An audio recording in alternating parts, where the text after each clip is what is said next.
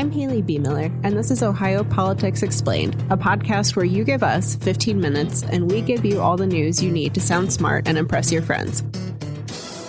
Welcome back to Ohio Politics Explained. We did it. We made it through the end of the legislative session, and we've almost reached the end of 2024.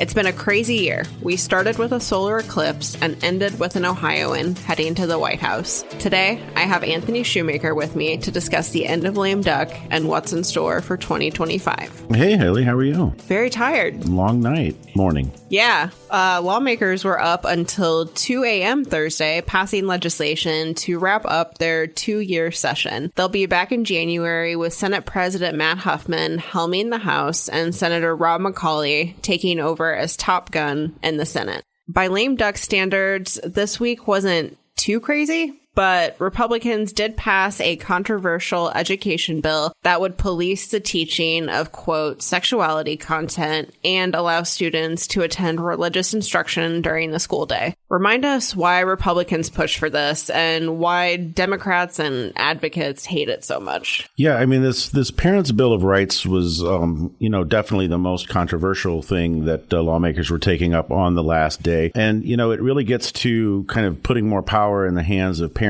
when it comes to education and taking more power away from public schools. One of the things we saw in House Bill 8 was that it would require schools to tell parents about any age-appropriate sexual related content that's going to be taught in the schools. It would also, this was a big issue Democrats were concerned about, was, requiring school employees and teachers to out children, LGBTQ kids, to their parents. The debate on this has been, pretty strong about some of the concerns for child safety around some of the provisions in this. And then the whole thing about LifeWise and taking children off campus for religious teaching and how that disrupts the school day.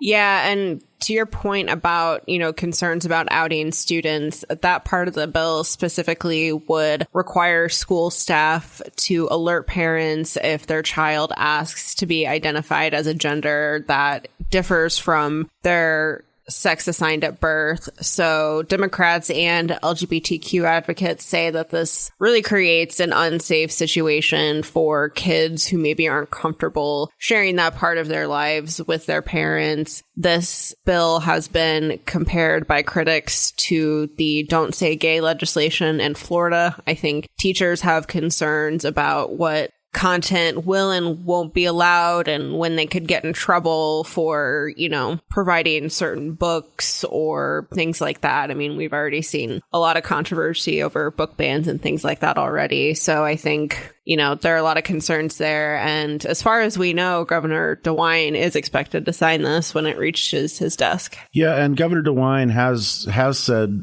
publicly that he thinks there needs to be a statewide standard when it comes to off-site instruction for students. And, one of the things proponents of the bill have said is that they're leaving it up to the school districts to kind of decide on how the off-site religious instruction will be handled. But opponents of the bill say that, it's not that clear cut because it is mandating that parents have the option. Yeah, I think this was an attempt at a compromise. They added something to the bill late in the game that would require background checks of the, instructors who are providing this religious education. Clearly was not enough to appease critics of the bill, but that was something that got added in the end. Yeah, and one of the things that supporters of the bill say is that, if this option isn't given to parents, that public schools run the risk of more parents deciding to send their kids to religious schools instead.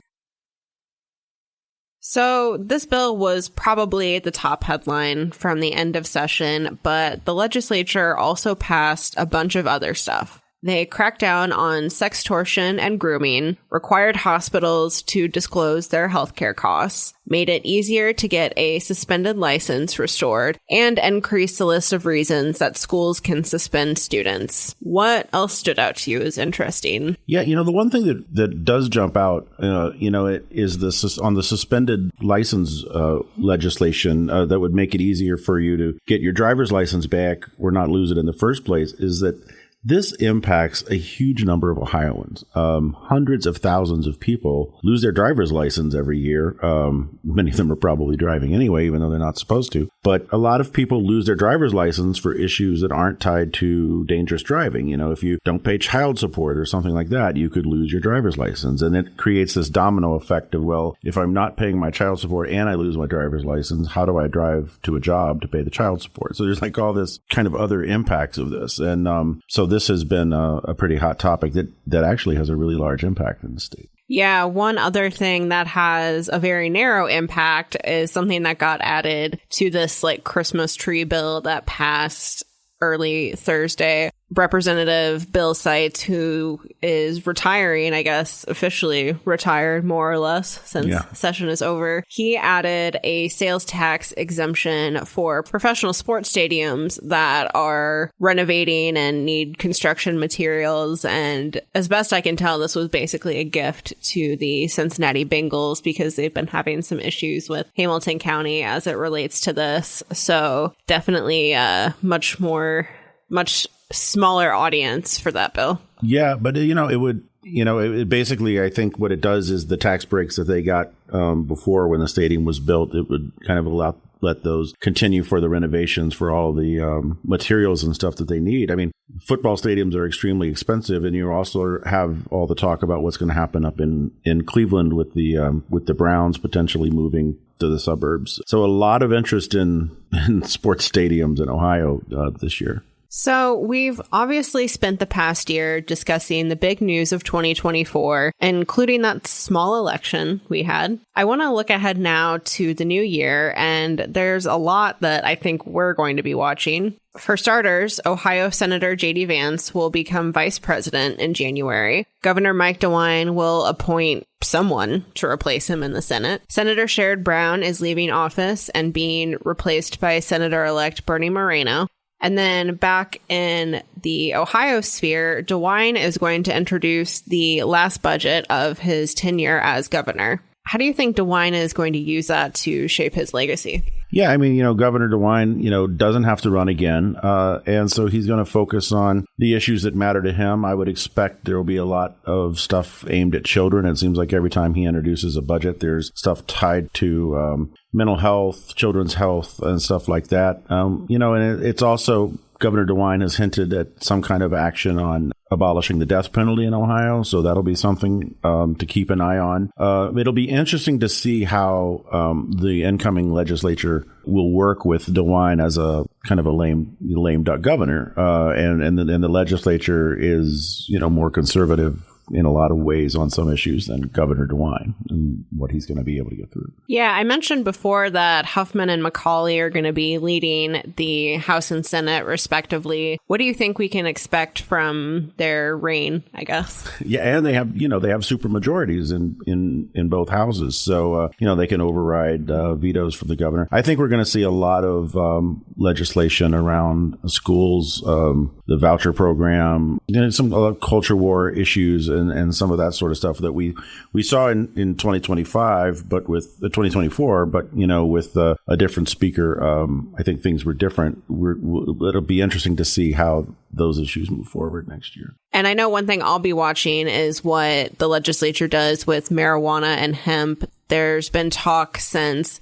voters approved the recreational marijuana law in 2023 about whether lawmakers want to make any changes to that. I know Huffman and Senate Republicans especially have wanted to try to rein in home grow, maybe tax marijuana products more and change where that revenue goes. But the House was never really interested in that. The House and Senate also did not reach any agreements this session about how to regulate Delta-8 THC and these other diet weed products essentially that are sold in CBD stores, gas stations, places like that. DeWine has talked a lot about ensuring kids can't get their hands on this stuff, but the House and Senate had a different view of how to do that. So I think that's going to be an issue that comes back, and it's probably going to be stricter regulations and maybe even an all-out ban than they would have had if they would have reached a compromise this time. Yeah, I think one thing that's interesting, though, about the marijuana issue is, when it was on the ballot last year, it passed in a lot of rural counties that Donald Trump won in the election. And, those House members, who are really tied to those local communities, home grow was a big issue for why people in those rural communities voted for them. They're going to probably not be as close to dispensaries, and they want to grow their own. And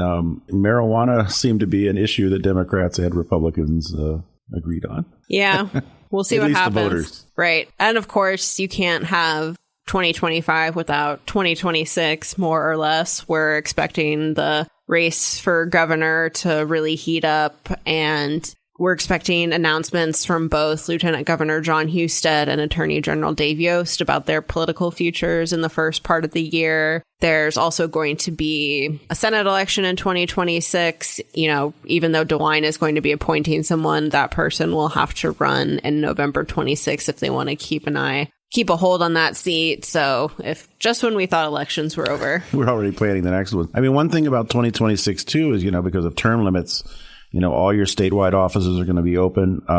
You're going to have a lot of money, a lot of money spent, an open governor race. You also have the unknown, what Vivek Ramaswamy may do if he could get into the governor race with his billions of dollars. And then we also have a statewide ballot issue on the ballot in May. Not really a controversial issue, but it's tied to like public work projects, and who knows what could potentially be on the ballot in November even. I mean, we've seen more state issues in the last few years than we have before. It's going to be fun. And one more thing before you go. We're taking the next couple weeks off to celebrate the holidays and ring in the new year. Thank you all so much for listening to OPE this year, and we'll see you in 2025. Ohio Politics Explained is brought to you by the USA Today Network Ohio Bureau. You can check us out on X, formerly known as Twitter, @Ohio Explained.